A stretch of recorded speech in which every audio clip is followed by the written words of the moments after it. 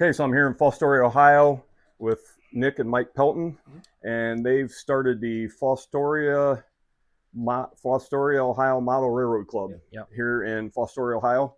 And I gotta admit, this is a very impressive layout. So if you guys want to just give me a little background of how you guys got started, and you're Mike. you're Mike, and this is Nick.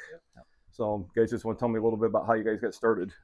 Oh, wow. Okay. I'll go clear back to 2007 when we actually started. We started with Ellen Gatrell. She's a real nice person.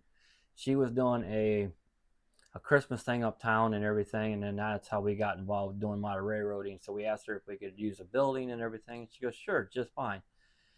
Then I think in 2013 we decided to stop, and I don't know, 6, 7 months. No, I'm sorry. About a few weeks later, we stopped, and I was working on my car and I didn't know how to do front drum brakes on my car. And my dad goes, I think it's time for you to start your own club here in the garage. So we started downstairs of a 4x8. We started there.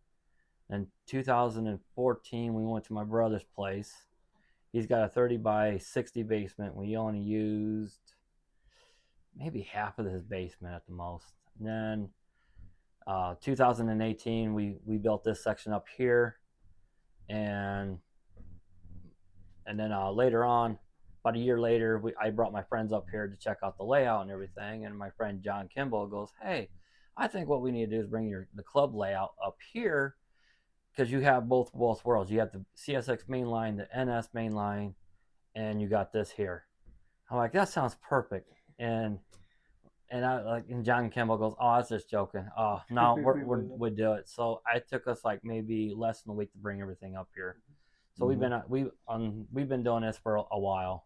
So how long have you actually been up here then? So when were you actually up here in this part of the garage? 2018. 2018. Yeah. And how many? What's the dimensions of this up here? It's 22 by 45. Yeah, that's feet. Yeah. It's almost 900 square feet. Right. Yeah. Yeah.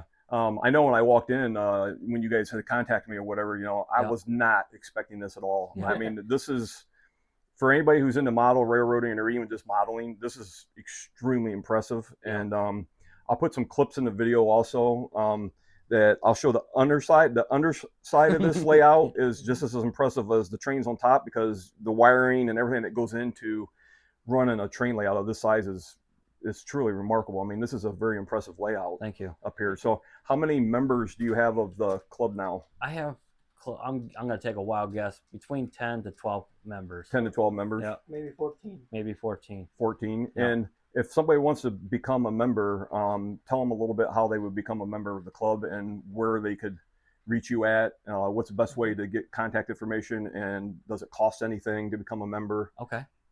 You can reach us out on Facebook. My name's Mike Pelton. We also have a website. It's all you have to do is look up Fostoria, Ohio Model Railroad Club. There's our phone number and has our address and everything out there. And also my business email has all of it listed as well. Yep. Okay. 2 links to I think his YouTube channel and our Facebook group. Okay. And I'll have it linked up on my SkyView Media page. I'll have it linked up on there. Yeah, I'll have a YouTube video, and then on Facebook I'll have links on there, and I'll probably do it on Instagram also. Okay. But I'll have all the links, so if anybody wants to join, if somebody wants to join, is there any fees associated with it? I charge only $5 a month. $5 a month. That's it, or $60 a year. That's all I charge. Okay. Good. So if somebody was interested in getting into it, can they come here and like join and like run your train? They don't have to like bring any of their own equipment or anything, so everything's pretty much provided here then. Right. For it. If say like you have stuff from your own personal area, yes, you could bring it up here and run it as long as it's DCC. Okay. And this whole layout is, what scale of layout is this one up here? It's HO. HO. Yep. So they would have to bring HO scale up here. And downstairs you have Lionel layout downstairs, and we'll go downstairs in a minute and do a quick video on that downstairs. But yeah, they kind of fool you a little bit when you walk in, because you walk in downstairs and that layout's cool too. But then they say, well, wait till you go upstairs, and you walk upstairs, and this is really really cool. So and you guys have a unique advantage here because of a little bit of the history of Fostoria. You guys want to talk a little bit about the trains here in Fostoria and with the iron triangle, Yeah. and then literally right outside the window here of their garage is the train line go through. And while I was here, there was multiple trains going by. So you guys want to talk a little bit about that? Sure. Yeah, the Iron Triangle, that's a good spot to go watch rail fans. The rail park's awesome to be at. We go up there maybe a couple of times out of the whole year when it's nice or something. But the summertime, wintertime, we got it in front of our house. We're only about, from our front doorway to the tracks, it's about 175 feet from the tracks. So what got you guys, both of you guys, what initially got you interested in model railroad? Oh, does it go back to when you were kids, or what initially got you guys interested to go from just an interest to a full-blown passion? Yeah, okay, I'll go first. His is easy. Mine was easy because I was 5 years old in 1987. So I know parents got it for me, but they say Santa Claus got it for me. And I still have it today. It's made by Bachman. It's a chassis system, F7, and I had the 3 cars that goes with it. I got that for Christmas. And then we went down to my grandparents for Christmas, and I started looking at the Christmas tree, and I knew what size box it was, and I'd seen it.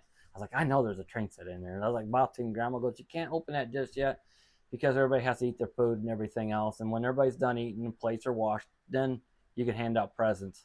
I'm like, cool, I'll get to open mine first. And Grandma goes, no, you're going to have to wait. You're the one going to be passing out the gifts and everything. I said, like, oh, okay. So I started passing out the gifts, and then it was my turn.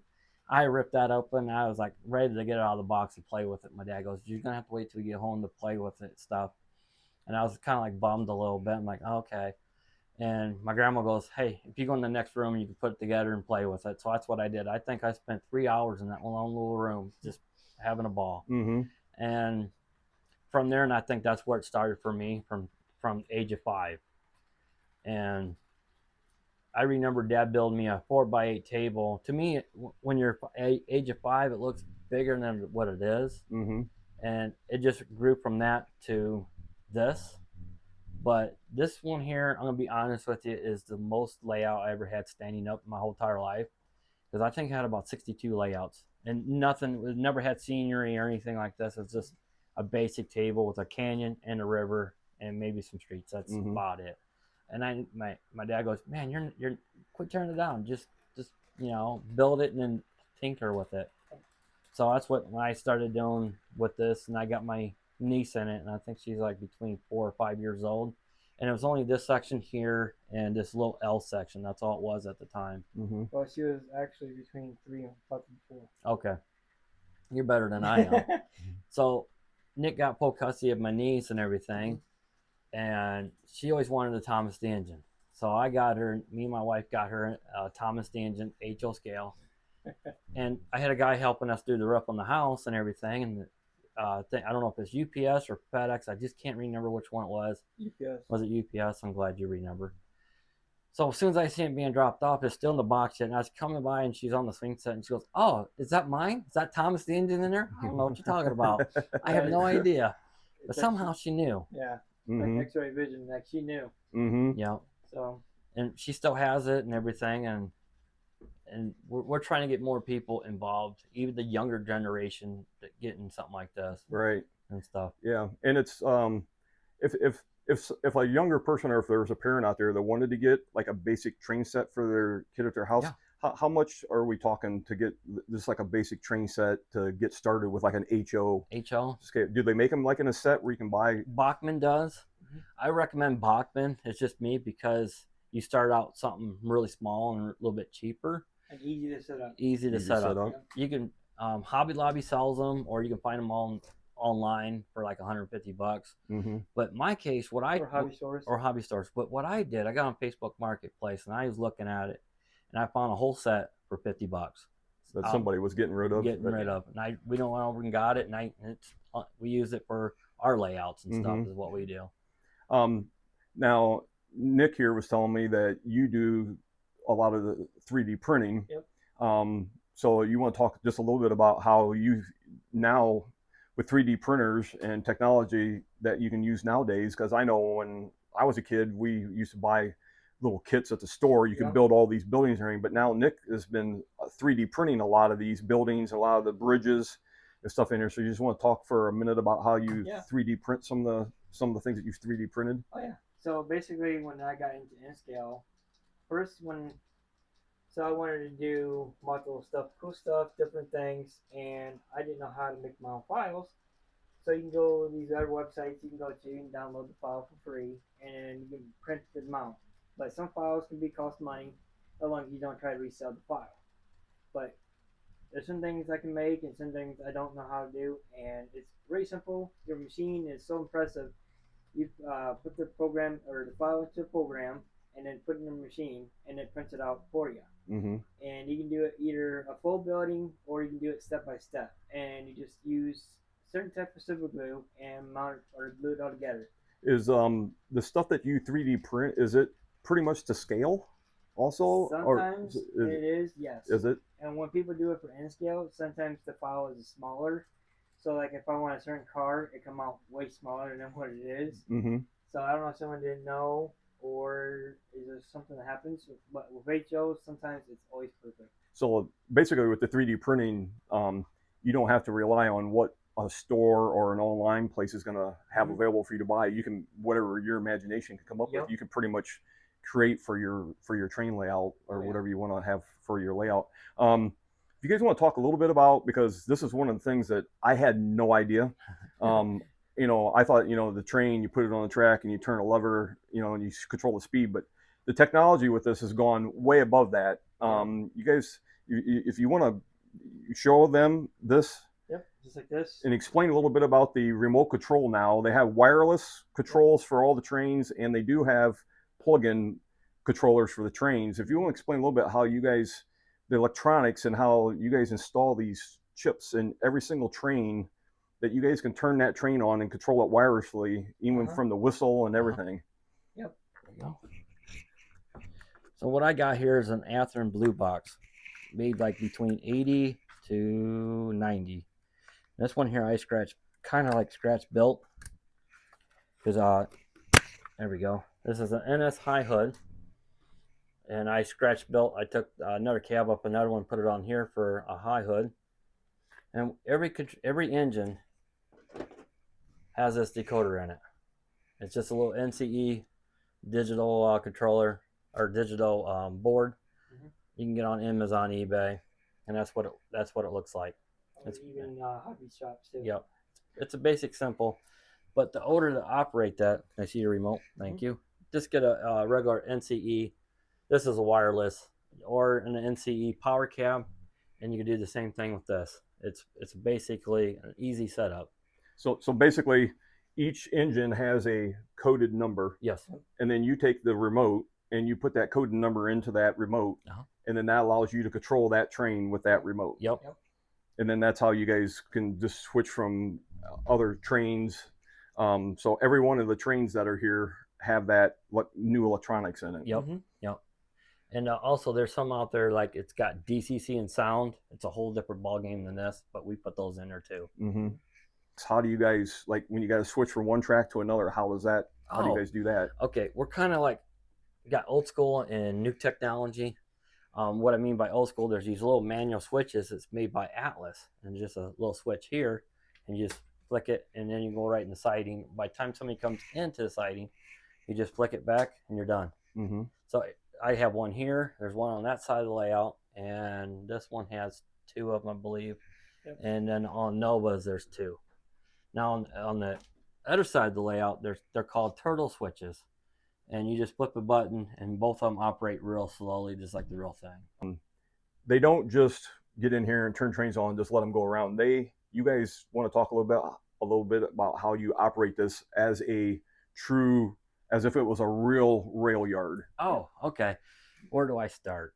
Operations. Okay, the operations, we operate just like the real railroad. My brother, he came up with this. We had a guy named Larry. He's been really helpful on I'd almost left him out. He's been really helpful of showing us how to do rocks, how to do this. The switching process, when he showed me on his layout, it was hard for me to stay focused because you see other people doing it and it looks like the real thing going on. On his is a little bit older than mine. He has these phones at every train tower. So you have to go in and you push a button. You say, dispatch, I need clearance to go through Duffy's area. And dispatcher be downstairs, and he goes, okay, but you got to wait 5 minutes because somebody else is ahead of you. So I'll give you a call back. All right. And that's how that works. And so basically we kind of did the same thing. We have walkie-talkies, and the dispatcher was set in the corner over here. And everybody has a clipboard, which they're hanging up over there. And you have to read what's on the list, where you go, and everything else. If you have any questions, just ask us, and we'll go from there. So you guys have times here when you operate this just like a real rail yard, but then you guys also have times when it's just like a fun day, fun free for all, just run the trains around. Okay. So we meet every Friday from 5 to 8, every Saturdays from 1 to 5, and the address is 344 West Crocker Street, Fostoria, Ohio. My name is Mike Pelton. My phone number is 567-230-1942.